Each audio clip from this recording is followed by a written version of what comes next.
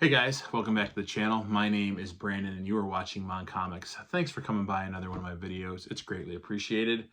This week I've got like my first kind of pickups that I've been getting throughout last month, but I also got a package in a couple days ago from my buddy Ryan, aka the Colossus Collector.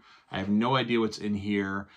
He had a Christmas show where we did some Jeopardy, and myself and Big McFly the comic guy and Rohan from the Absolute Gaming Nerds YouTube channels were on a team. We won. He said he was going to ship us something. We kind of just forgot about it because we had a great time and we don't expect anything. And then I got this. So I'm very excited to open this up. And then I want to look at some books and show you what I'm picking up, adhering to my 2025 overall arching goals, if you will. Guys, if you want to support the channel, the biggest thing you can do is just hit subscribe and like this video and follow me along on my adventures. I'm really excited to see what's in this. And thank you, Ryan, for sending this along. So let's start unboxing this. So it was a big week. They dropped the Fantastic Four trailer. I'd like to know your thoughts in the comments. What do you guys think? Me, I'm easily amused. Like, I want these movies to do well. Obviously, if they do well, it means we get more. I want them to be good. I want them to have good stories. But you got to remember, I grew up in the 80s and 90s where, like, comic book movies weren't, you know, the bar was low. So, I think Thing looks like it was pulled off a Jack Kirby page. I think it's awesome. A voice, you know, could it be more craggly? Sure. Pedro Pascal, jury's out. Sue Storm looks great. I think Joseph Quinn, I think his smart alecky persona of Eddie from Stranger Things will carry into Johnny Storm very well. So I'm looking forward to that. Looking forward to Superman. I want everything to do well. I want them to keep making movies. I want my kids to grow up with some good movies that I can take them to, you know? So this was packaged very well. Ryan is up in Canada. I'm not sure if their postal workers are still on strike, but he has been sending through other means. So we got a stack of books here. Very great, awesome packaging. Ryan always pack them as well. He is, I think he's having a claim sale tonight. This video drops on Friday. I think his claim sale's tonight, either tonight or tomorrow, but always has great books, great prices. He's got the wonderful pull tabs right here that are just make opening these up really good. So it looks like there's 3 books, and this is a backing board. So I think I'll get to see the first book. Oh no! So let's do this. So, oh, Ryan. Oh man. I wondered why he was like, oh, I have Lilith. This is Giant Size Chillers #1. And it's the first appearance of Lilith, daughter of Dracula. So Ryan knows I'm going after supernatural characters' first appearances. And this is a good one. This is Lilith, daughter of Dracula. Wonder who did this cover. It's not Plug, because he would sign it. I'll put it down here when I figure it out. I'm just trying to guess based on the artwork. Maybe Gil Kane? I don't know. It's wonderful. Thanks, Ryan. It's amazing. So scratch Lilith off the supernatural creatures. Got a spot right on my wall for that. Very good. Awesome. Double boarded and Mylar, or a thicker board in Mylar. So that's awesome. Oh, man. He hit both the... So we've got Rise of the Midnight Suns, Ghost Rider issue 28. First cameo appearance of the 9, a.k.a. the Midnight Suns. First appearance of the Caretaker. Lilith, Mother of Demons, Meat Market, Offspring of Lilith. This is a great one. Anyone who's collected comics in the 90s can probably recognize this, but sweet, man. And he knocked off some supernatural characters, and the last one was Rise of the Midnight Suns, issue 31, full team appearance of the Midnight Suns. Now, this is a great Andy and Joe Kubert cover that people just love. I've never owned this book, but so yeah. That's fantastic, Ryan. Thank you so much, dude. You didn't have to do that. I appreciate it. I had a chance to meet Ryan last summer, fall. He stopped at my house from on his way through. We were going to Terrificon, and he stayed at my house, and we hung out and had cigars by a fire. You will not come across a nicer guy. He's just a class act. And for him to send these out of the kindness of his heart is just awesome. Thank you so much, Ryan. What a great little AOK. So a bunch of first appearances and more supernatural creatures to add to the collection. So I have a stack of 5 books here, and 2 I traded for. Well, I traded for 1, but the person I traded with was nice enough to throw in an extra. And then 3 I bought from, you know, online sellers. That's what I do. Really cool books. I want to talk about them and give them their due, and see if anyone else enjoys collecting these kind of books. So, you know, I said I'm not going after the full Daredevil run, but I'm a sucker. If I see Silver Age, especially Daredevil, for sub $10 in decent shape, I'm going to buy it. Like, it's just kind of a no-brainer to me. So this is Daredevil, issue number 34, from 1967, written by Stan Lee. Great cover by Gene Colan. So it's just a Beetle appearance and the origin of the Beetle revealed. I always thought the Beetle was a quirky, weird character. I liked his silhouette. I think he was pretty cool. Great. I love how Gene Colan draws Daredevil here. I think that's beautiful. Got this from Nerdy Rlcomics on Whatnot. You know, some people say on Whatnot, if you're in a show with hundreds of people, the prices are going to get blown up. FOMO happens. And I said I'll try to bid less than $10 if I win it, sure, and I got it for $8. I really haven't checked fair market value of it. I can put last sold on eBay here and see how I did. I didn't subscribe to Cover Price anymore. I'm just kind of winging it. I'm not purchasing a ton where I have to look at it all the time. I'm just kind of using eBay sold. I think that's a really great outlier if you don't want to pay for, you know, an app that gives you pricing, because, you know, you can see, you know, what people were willing to pay, and it's just a cheap way to do it. But so yeah, Daredevil issue number 34, Beetle appearance and origin of the Beetle. Great Gene Colan cover. These next 2 books I traded with my friend Bruce, who is host of Up North Comics, makes some YouTube videos from time to time.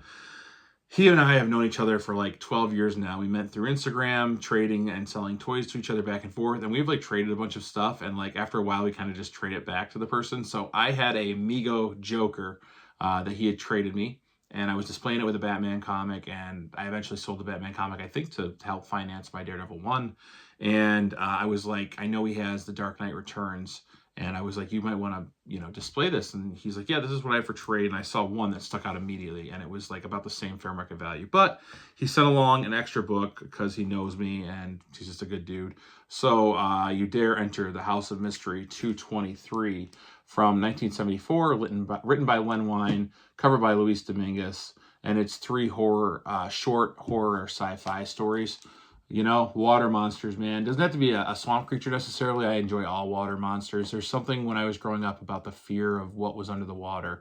Maybe it was watching Jaws when I was a kid. Creature from the Black Lagoon. You know, anything in the water creeped me out because you never knew what was below you. You couldn't see it coming. So this was the extra he threw along. And I'd seen this cover and I always thought it was cool. That little girl, you know, she knows something's going on. Little boy is just pumped that like a wave is propelling his boat. So I thought that was really cool. But the book I was very interested in, because I don't have it. This is a DC book. You know, I'm putting a little more DC, any kind of DC Bronze Age horror. I'll usually pick up because I like to collect it and read it and see what the quirky little twist and have that lens cap view into the time when those books were written. But House of Secrets number 14, early issue, 10 center. Look at that cover from 1958. Okay, so I could not find who wrote it. I did a ton of research, couldn't find who wrote it. Cover was by Bob Brown and Irish Knapp.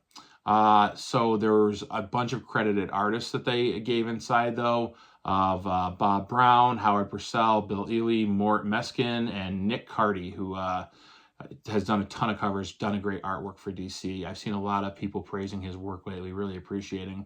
So 4 mystery, suspense, sci-fi stories in here. I always wanted a Golden Age, some kind of saucer cover, flying saucer cover. And this is...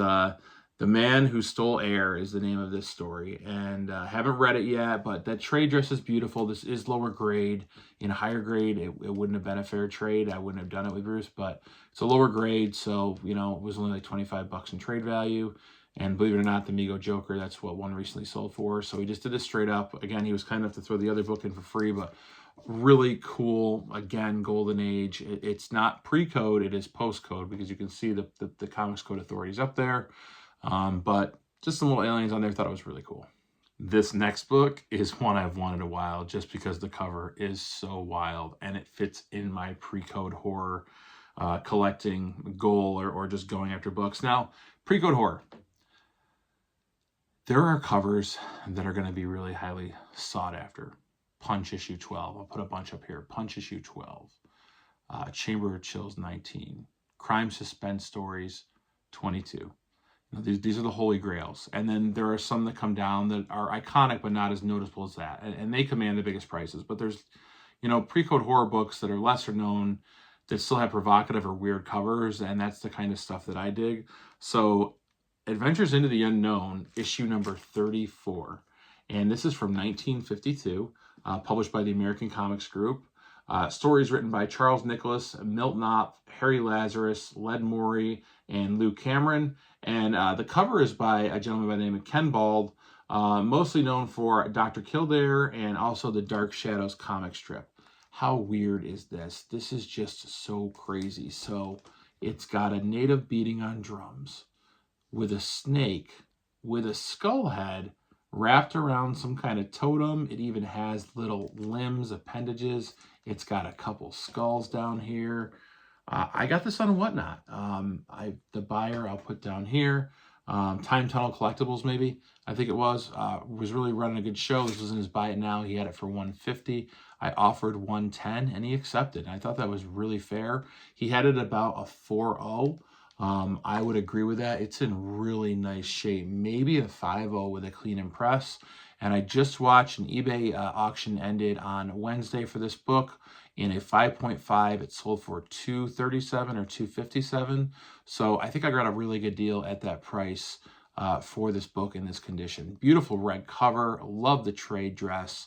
It's just so wacky and weird. I've just always wanted it, and I've seen it a few times. I love the 10-cent bubble, and I just think it's a great addition to my pre-code horror collection. There's no violence or anything on it. This just definitely fits into this under the subcategory of just a weird cover. The last book I picked up from a gentleman who I've wanted to buy a comic from for some time, well, since he announced he was selling comics.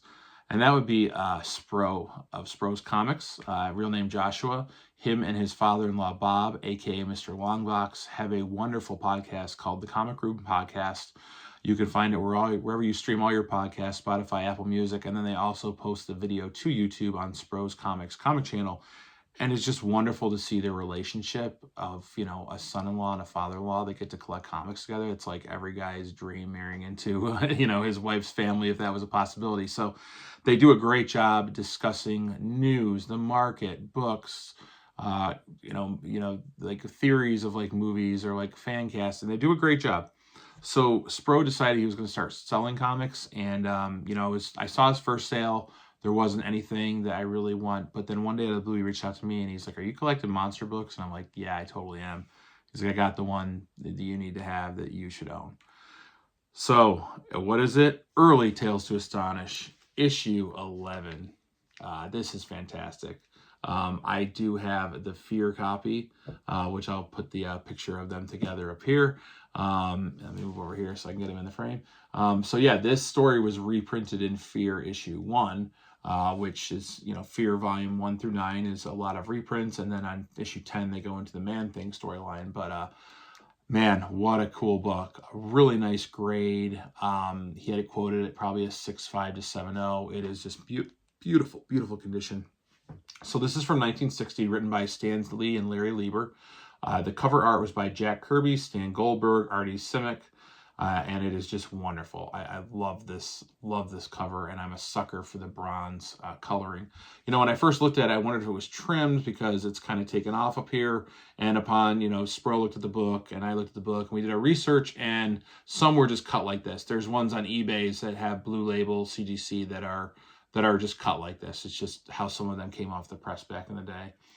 2 issues before the first appearance of Groot. That's pretty cool. This predates Groot, predates Fantastic Four. So it's 5 short stories. I want to show you the splash pages really quick. I'm going to cut away to them. This first one is just wonderful. I found Monstrum, the Dweller in the Black Swamp. I was always a sucker for one-eyed creatures. This just does it for me. The design, the silhouette with like the horns, I really loved it. And then the next story is I was to face with the Forbidden Robot. So again, a lot of these, these early Silver Age, Bronze Age stories, just, a collection of 4 stories or so. I dared to look into the beyond for the next story. Really a lot of sci-fi focus towards the end. And this last one, I wore the mask of Drothor. So really cool splash pages. I just want to show you guys the art. There is actually one more story in here called The Balloon, and they often did this in comics back then. There's no illustrations. It's a 1-page short story. that just tells a quick story, a lot of times with a twist to make you think, was provocative. But the yellow is great on the Tales to Astonish. It's just wonderful. I really wish you could see the splash page is much more interesting than the back of Monstrum. Don't know if they were just trying to, like, you know, build the suspense, so when you open the splash page, you'd be wowed by the art. And I mean, the pages are beautiful, off-white to white pages, I would say. I was gonna grade this. I've been grading a lot of my Silver Age pre-hero monster books. Again, more for my kids to have. These aren't going to leave my collection. I'm really in love with them, and I think I want to pass them down. Never say never, but that's the goal. I don't want to grade it. I started to open up those pages and saw that art, and I don't think I'm going to send any more books to CGC this year. I sent those other two because I had credits, but I just want to look at the art. I want to read the stories. Now, that's not to say if I don't find a great, if I find a great deal online for a book that's already graded, I'll probably jump on it. But I had that Brother Voodoo, The Strange Tales 169. I cracked that out. I really enjoyed seeing the art and stories. I'm just, like a lot of people, I'm pulling back from grading right now. And it's not a bad thing, and maybe my taste will change down the road, but I'm just going to hold off and enjoy these books the way they are intended. And it really, that feeling hit me when I opened this book and started looking through the art and seeing how amazing it was. I was like, I gotta enjoy this. So Tales to Astonish, number 11. I don't have any Tales to Astonish, so it's really cool to add this to my collection, especially when so early. So go check out Spro's Comics YouTube page to see him and Mr. Longbox, and you can listen to the comic podcast. And thanks, Spro. I appreciate this book. It will be treasured in my collection forever, dude. Wow. I've been saving these comics for a bit to make a good video, and there's some awesome ones. Thanks to Ryan for these amazing first appearance of some more supernatural beings.